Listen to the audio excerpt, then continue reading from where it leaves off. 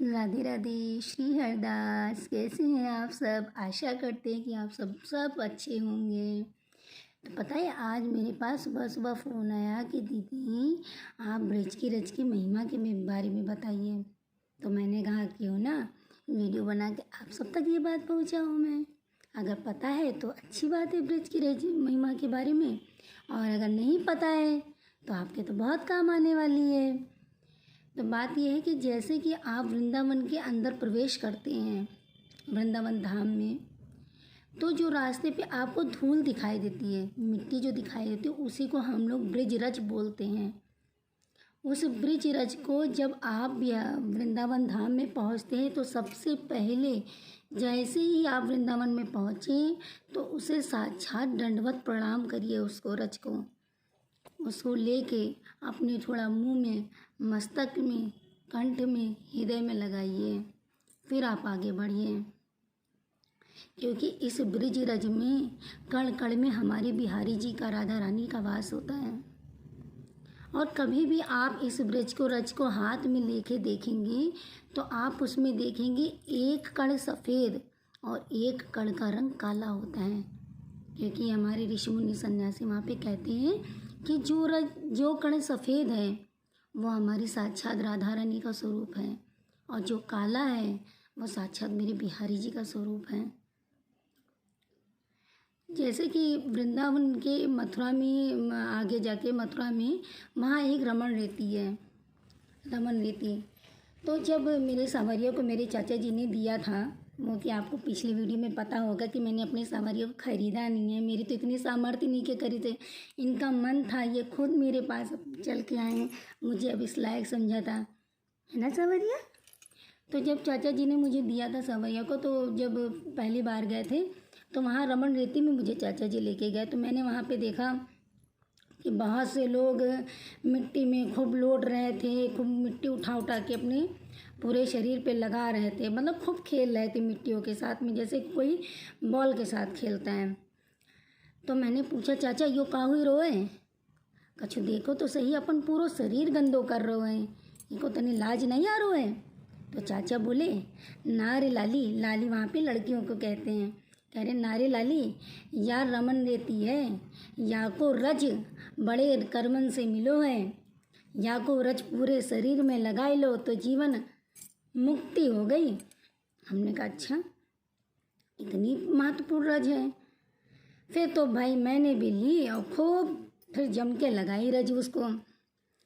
वहाँ से आए, फिर जैसा कि इस रज में इतनी जो महिमा है, उस रज के लगने पे शरीर के, जब आप उसे लगाओगे तो वो चीज़ एहसास करी जा सकती है, ना कि जैसे मैंने आपको बताया इस वीडियो में तो आप सोचो कि हाँ मतलब कैसे क्या है। जब तक आप उसे लगाओगे नहीं, महसूस नहीं करोगे, तब तक इस के रज के वर्णन के बारे में आप बिल्कुल भी नहीं जान पाओगे। इसीलिए जब भी वृंदावन जाइए इस रज का स्पर्श करिए, रमन रेती में भी जाइए, वहाँ खूब लोट पोट लगाइए।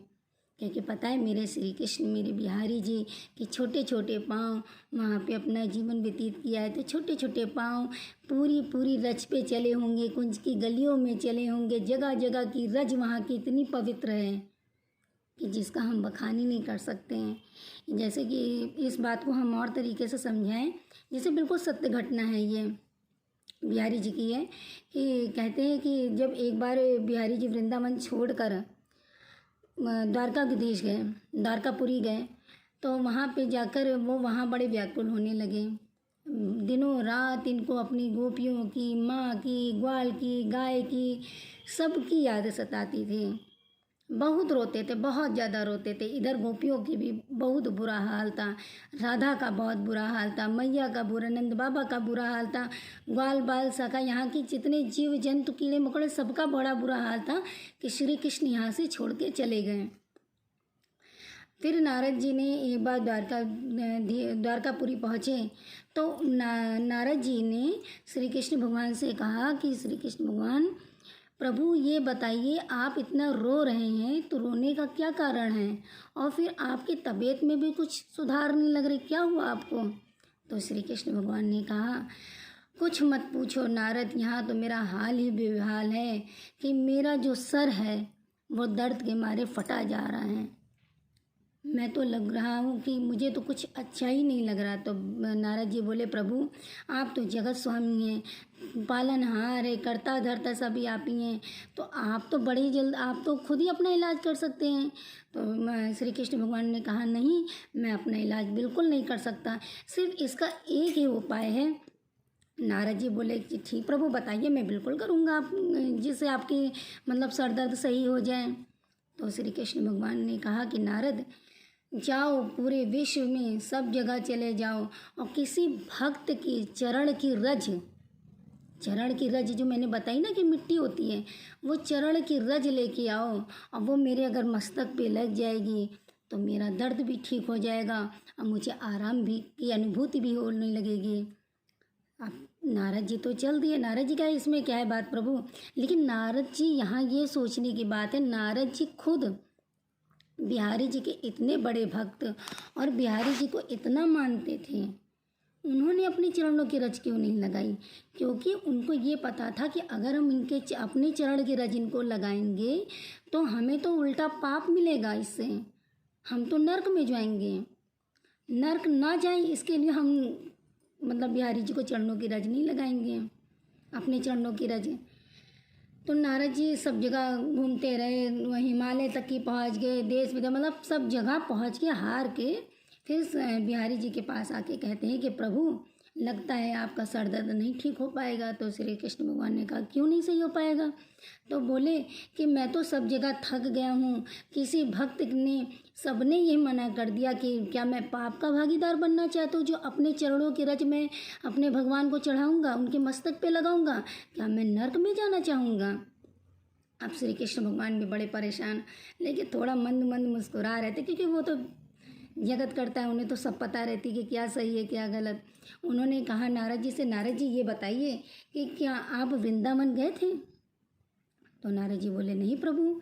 अरे वहाँ तो नारद जी बोले, अरे प्रभु वहाँ क्या करेंगे जाके, वहाँ तो सब अनपढ़ गोपियाँ रहती हैं, राधा रहती है, सब अनपढ़ है, वो क्या समझेंगे?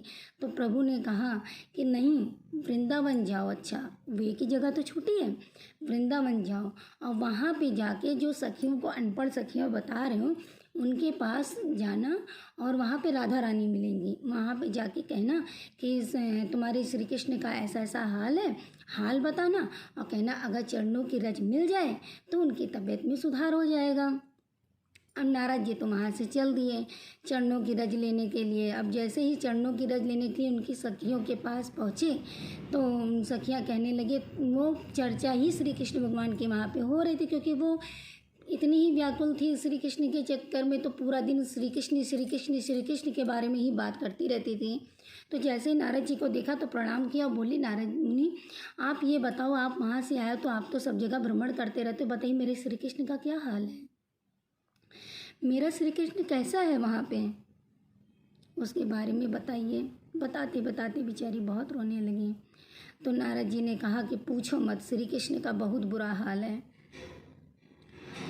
वो बेचारी, श्री कृष्ण ने कहा है कि उनका इतना बुरा हाल है कि अगर किसी भक्त के चरणों की रज उनके मस्तक पे लग जाए तो उनकी तबीयत में सुधार हो जाएगा।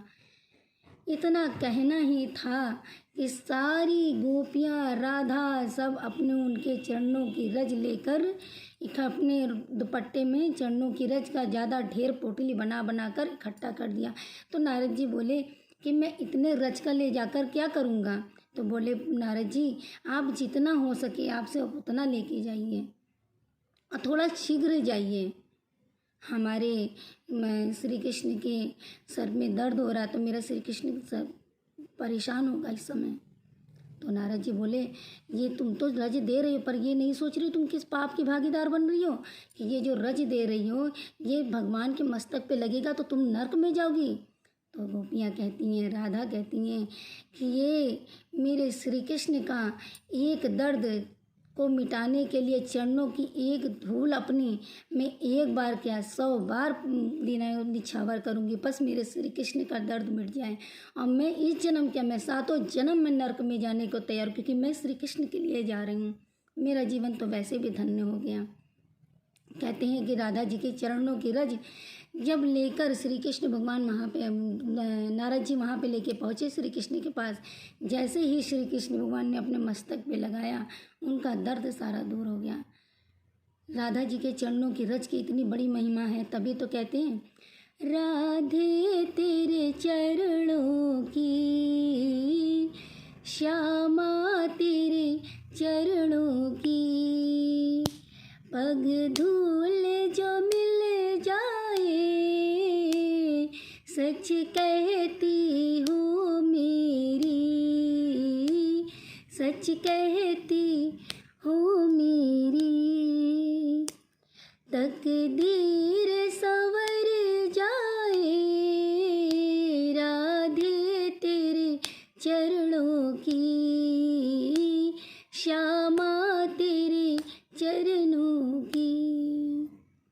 इसी प्रकार सोचिए, उस रज में इतनी शक्ति है कि जिसको स्वयं बिहारी जी चरणों की रज स्वयं बिहारी जी अपने मस्तक पे लगाते हैं, तो हम तो इंसान हैं। सच मानिए, यकीन करिए, जब भी आप बिहार वृंदावन धाम में प्रवेश करें, वो चरण रज लेके पूरे मस्तिष्क पे लगाइए और ऐसा लगाइए और वो चीज़ महसूस करिए उस चीज़ों को कि इस जगह मेरे बिहारी जी, इनके नंगे नंगे पाँव चले थे यहाँ पे हमारे बिहारी जी, और स्वयं देखिए इस रज को बिहारी जी ने अपने मुख में खाया था। कितनी पवित्र है वो मिट्टी। मिट्टी भी तो अपने आप में धरती माँ धन्य हो गई कि जो बिहारी जी ने अपने मुख में लिया था, उसको ऐसे प्रसाद समझ के ग्रहण करना चाहिए। आशा करते हैं कि आपको ये वीडियो अच्छी लगी होगी, और ज़्यादा हम कुछ कहना नहीं चाहेंगे क्योंकि इसकी अनेक ऐसी लीलाएं हैं बिहारी जी के रज की महिमा की। और हाँ, एक बात और है कि जब भी आप वृंदावन पहुँचे तो इस रज को कोशिश करिए। कुछ लोग कहते हैं कि नहीं लेके आना चाहिए, पर मेरा इतना मानना है कि इस रज को लेकर आप अपने घर आइए। घर आके अपने गुल्लक में, या नया भवन का निर्माण हो रहा तो उसमें, या किसी की तबीयत खराब रही हो तो उस पर जरा सा मस्तक लगा के, या शुभ कार्य के लिए जा रहे हो तो माथे पे टीका लगा के ये मान के चलना चाहिए कि स्वयं साक्षात मेरे बिहारी जी मेरे साथ हैं। वैसे तो बिहारी जी साक्षात साथ में हैं, वो हर पल साथ में हैं, लेकिन उनको मस्तक में लगाने से वो बिहारी जी की एक अलग सी अनुभूति होती है। क्योंकि मैं फिर से ये बार बार कहूँगी कि ये चीज़ जब आप खुद लगाओगे तभी इस चीज़ को समझ पाओगे, वरना नहीं समझ पाओगे। हम तो बस यही चाहते हैं कि बिहारी जी हमें इस लायक समझाए कि देखिए, सावरिया को सब लोग कहते हैं आपने खरीदा, मैंने खरीदा नहीं है। इतनी अच्छी नसीब थी कि मेरे पास मेरा सावरिया खुद अपने आप आ गया। मैंने कहीं से नहीं लिया अपने सावरिया को। इस लायक मुझे समझा था ना सावरिया, मेरे पास खुद आया है सावरिया। इस लायक समझा तभी तो मेरे पास आए सावरिया। बस इतनी है ज़िंदगी में उम्मीद है, इतनी ज़िंदगी से आशा है कि बिहारी जी चाहे कीट बनाना, पतंग बनाना, भंवरे बनाना, पशु पक्षी किसी भी योनि में डालना, कीड़े नाली का कीड़ा, कुछ भी XYZ कुछ भी बनाना, पर अपने धाम से मत अलग करना। अपने धाम में ही रहना, रखना हमेशा, अपने चरणों में ही हमेशा लगाए रखना। अगर ये वीडियो अच्छी लगी हो तो लाइक कर दीजिएगा, सब्सक्राइब कर दीजिएगा और प्यार से बोलिए जय जय श्री राधे कुंज बिहारी श्री हरदास, और प्रेम से जयकारा लगा के अपनी हाजिरी जर बोल वृंदावन बाके बिहारी लाल की जय, सावरिया सरकार की जय, कुंज बिहारी श्री हरिदास। राधे राधे।